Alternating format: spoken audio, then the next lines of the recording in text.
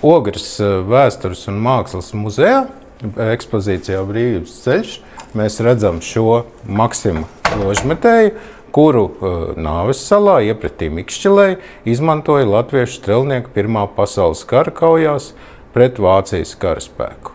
Taču lielākās kaujas tagadējā Ogres novadā notika pie Tīnožiem, pie Mazās Juglas, kur latviešu strelnieki varonīgi cīnījās un aizsargāja frontes līniju, lai citas Krievijas armijas karaspēka daļas varētu atkāpties, nenokļūt ielenkumā, jo pretī stāvēja tiešām spēcīgs Vācijas karaspēks, kurš lauzās uz Rīgu.